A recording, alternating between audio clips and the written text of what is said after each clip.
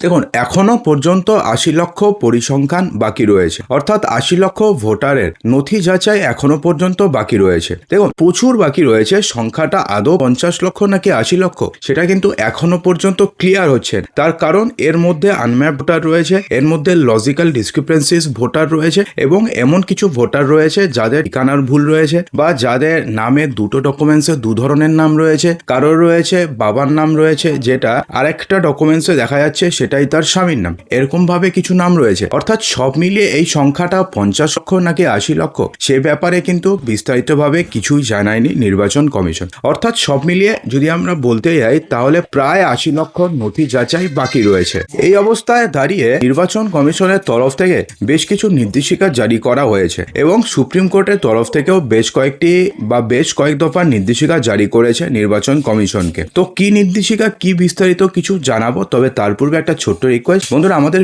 চ্যানেলের ভিডিওগুলো যদি আপনাদের ভালো লেগে থাকে তাহলে ভিডিওটিকে অবশ্যই লাইক করবেন, ভিডিওটিকে শেয়ার করবেন, এবং চ্যানেলটিকে সাবস্ক্রাইব অবশ্যই করবেন। বন্ধুরা, আপনাদের একটি লাইক ভিডিওটি আরো ১০০০ জন মানুষের কাছে পৌঁছতে সাহায্য করে। দেখুন, আজকে কলকাতা হাইকোর্টের তরফ থেকে একটি স্ট্যাটাস রিপোর্ট দেওয়া হয়েছিল সুপ্রিম কোর্টকে, এবং সুপ্রিম কোর্টের তরফ থেকে শুনানি করা হয়েছে। এখন আর শুধুমাত্র ভোটার তালিকা নিয়মিত প্রশাসনিক প্রক্রিয়া নয়, পরিস্থিতি বর্তমানে এমন জায়গায় পৌঁছেছে যে এটি কার্যত আদালতে প্রত্যক্ষ নজরদারিতে চলা একটি বিশাল তথ্য যাচাই প্রক্রিয়াতে পরিণত হয়েছে। তার কারণ প্রায় ৮০ লক্ষ তথাকথিত লজিক্যাল ডিসক্রিপেন্সি রয়েছে, এবং আনম্যাপড নথির পরীক্ষা নিরীক্ষা এখনো পর্যন্ত বাকি রয়েছে। দেখুন, কিছু কিছু নিউজ পেপার ক্লেম করছে ৫০ লক্ষ, কিছু নিউজ এজেন্সি ক্লেম করছে ৮০ লক্ষ। অর্থাৎ এই যে সংখ্যাটি না, এই সংখ্যাটি এখনো পর্যন্ত যে কত সেটা কিন্তু মোটেও ক্লিয়ার নয়। এই বিপুল কাজের মধ্যখানেই এবার সুপ্রিম কোর্ট নির্দেশ দিয়েছে যে শুধুমাত্র পশ্চিমবঙ্গে যে কয়জন বিচারককে নিয়োগ করা হয়েছে তারা যদি প্রতিদিন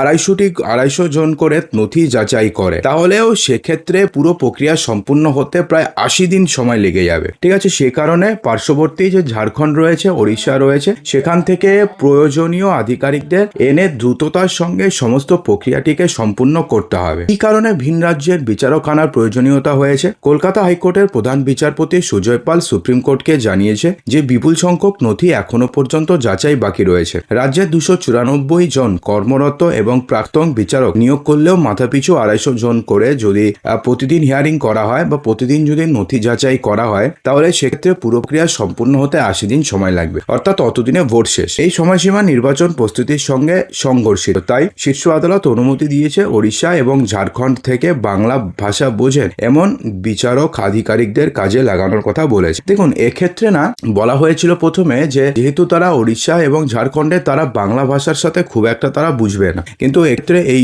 যুক্তি খারিজ করে দিয়েছে প্রধান বিচারপতি। তিনি বলেছেন যে আগে এই তিনটে অখণ্ড ছিল, অর্থাৎ একই ছিল, একই জায়গার মানে একই অঞ্চল ছিল, তো সে কারণে ভাষাগত খুব একটা সমস্যা হবে না, এবং ঝাড়খণ্ড এবং ওড়িশার যে জাজরা রয়েছে তারা বাংলার বা পশ্চিমবঙ্গ সম্বন্ধে তারা জানেন, সেজন্য তাদের কোনো সমস্যা হবে না, এবং তারা আসবেন। এবং তাদেরকে বলা হয়েছে যে যদি কলকাতা হাইকোর্টের তরফ থেকে ওড়িশা হাইকোর্টকে অথবা ঝাড়খণ্ড হাইকোর্টকে যদি কোনো জাজ দেওয়ার জন্য যদি রিকোয়েস্ট করে, তাহলে সেটা যেন অতি দ্রুততার সঙ্গে করা হয়, এই ব্যাপারেও নির্দেশ দেওয়া হয়েছে। দেখুন, এখন প্রশ্নটি হচ্ছে ৮০ লক্ষ যে নথি সংখ্যাটি বলতে কি বোঝাচ্ছে। এসআইআর এর আওতায় এখনো পর্যন্ত প্রায় ৮০ লক্ষ লজিক্যাল ডিসক্রিপেন্সি বা তথ্যগত অসঙ্গতি এবং আনম্যাপড ভোটারের দাবি এবং আপত্তি এখনো পর্যন্ত রয়েছে, যেগুলো যাচাই এখনো পর্যন্ত সম্পূর্ণ হয়নি। এই লজিক্যাল ডিসক্রিপেন্সি বলতে বোঝানো হয়েছে তথ্যগত ঘাটতি। তার মধ্যে কি কি রয়েছে?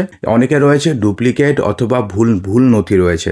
রাজ্যের ৫টি জেলাতে প্রায় ২০% ভুয়ো নথি আপলোড করা হয়েছে। কিছু জায়গাতে সাদা পৃষ্ঠা আপলোড করা হয়েছে, কিছু জায়গাতে পেপার কাটিংকে পেপারের পেজকে ফটো তুলে আপলোড করা হয়েছে। কিছু জায়গাতে দেখা যাচ্ছে যে আবছা ছবি আপলোড করা হয়েছে। কিছু জায়গাতে ঠিকানার অমিল রয়েছে, অর্থাৎ কেউ ধরুন আধার কার্ড দিয়েছে আর ধরুন আরেকটা ডকুমেন্টস দিয়েছে, দুটো ডকুমেন্টসের মধ্যে দেখা যাচ্ছে যে তথ্যের অমিল রয়েছে, ঠিকানার অমিল রয়েছে, অন্যান্য ডেটা অসঙ্গতি রয়েছে। কিছু জায়গায় দেখা যাচ্ছে যে যিনি বাবার নাম, একটা ডকুমেন্টসে বাবার নাম যিনি, অন্য ডকুমেন্টসে তিনিই স্বামী, অর্থাৎ এরকম ভাবেও দেখা যাচ্ছে, যাদের কারণে ভোটার সঠিকভাবে যাচাই সম্ভব হয়নি। অর্থাৎ এই সমস্ত কিছু ARO লেভেল থেকে তারা কোনো অ্যাপ্রুভ করেনি, কারণ এতগুলো অসঙ্গতি দেখা যাচ্ছে। তো সে কারণে AROরা তারা কোনো রিস্ক নেয়নি, তারা সেগুলোকে কোনো কিছু করেইনি, অর্থাৎ না অ্যাপ্রুভ করেছে না রিজেক্ট করেছে, অর্থাৎ মধ্যে ফেলে রেখেছিল। এবং এই সংখ্যাটি হচ্ছে প্রায় ৮০ লক্ষ। এবং এবার এই যে সমস্ত জাজদের নিয়োগ করা হলো, সেই সমস্ত জাজরাই এবার ডিসিশন নেবেন যে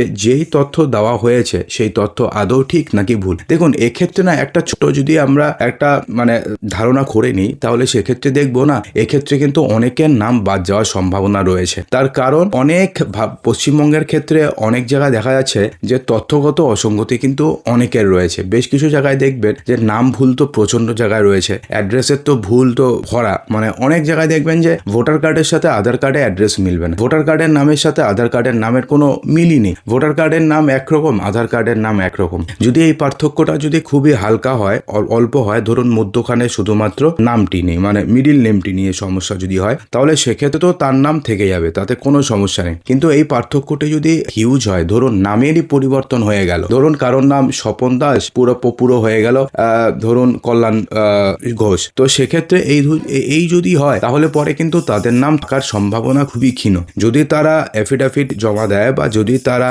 ফার্স্ট ক্লাস ম্যাজিস্ট্রেটে যদি তারা সমস্ত কিছু জমা দিতে পারে বা তারা যদি পেপার কাটিং দেখাতে পারে যেই সময় তারা করেছিল এই নাম চেঞ্জ, তাহলে পরে সেক্ষেত্রে তাদের নাম থাকার একটা সম্ভাবনা রয়েছে, অন্যথায় কিন্তু তাদের নাম থাকার কোনো সম্ভাবনা নেই। দেখুন বলেছে কলকাতা হাইকোর্টের প্রধান বিচারপতি সুজয় পাল জানিয়েছেন যে বর্তমানে প্রায় 250 জন জেলা এবং সেশন বিচারককে প্রায় 50 লক্ষ দাবি এবং আপত্তি খতিয়ে দেখার দায়িত্ব দেওয়া হয়েছে। হিসেব অনুযায়ী প্রতিদিন যদি 250 জন করে নথি যাচাই করা হয় 250টি করে, তাহলে পুরো প্রক্রিয়া সম্পূর্ণ হতে প্রায় 80 দিন সময় লেগে যাবে।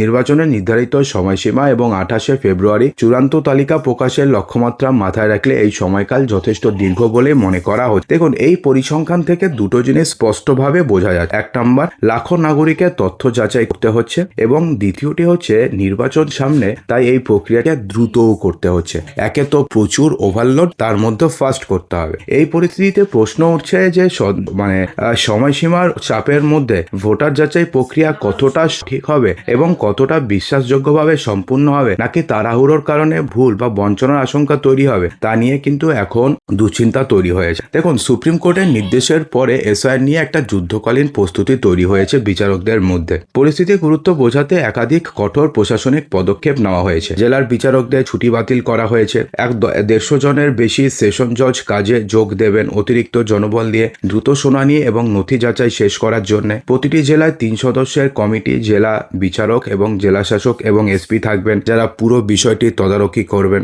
জেলা ভবনে জরুরি বৈঠক করা হবে। নির্বাচন কমিশনের তরফ থেকে প্রশিক্ষণ দেওয়া হবে। অলরেডি রবিবার দিন ভার্চুয়ালি প্রশিক্ষণ দেওয়া হয়েছে। জরুরি মামলাগুলির অন্য বেঞ্চে সরানোর জন্য আলাদা কমিটি তৈরি করা হয়েছে, অর্থাৎ যে সমস্ত জাজরা এখানে বিচার করবেন তাদের যে কেসগুলো রয়েছে সেই কেসগুলো অন্য বিচারকদের কাছে এবার চলে যাবে। দেখুন পুরো প্রক্রিয়াতে না এবার ব্যাপারটি হচ্ছে কেউ যদি খুবই সহানুভূতির সঙ্গে না দেখে, তারা যদি শুধুমাত্র মানে যেই নথি আপলোড করা হয়েছে, এবং সব থেকে বড় কথা 15ই ফেব্রুয়ারির পরে কেউ যদি নতুন করে কোনো নথি দেয় তাহলে সেই নথিও কিন্তু অ্যাকসেপ্টেবল হবে না। অর্থাৎ এমনটা হলো যে কেউ ধরুন গিয়ে বললো যে না আমি ভুল নথি দিয়েছিলাম, আমি একটা নথি পেয়েছি, এই নথিটি আমি দেবো। তো যেহেতু নথিটি 15ই ফেব্রুয়ারির পরে তিনি দিচ্ছেন, তো সেহেতু সেই নথিটি অ্যাকসেপ্টই হবে না। অর্থাৎ 15ই ফেব্রুয়ারির মধ্যে যে নথি জমা দেওয়া হয়েছিল শুধুমাত্র সেগুলোর উপরেই বিচার করা হবে। এবার যদি জাজেরা যদি সহানুভূতির সঙ্গে না দেখেন এবং তারা যদি না বোঝেন যে সামান্য নামের হতেই পারে, তাহলে সেক্ষেত্রে প্রচুর নাম বাদ যাওয়ার একটা সম্ভাবনা রয়েছে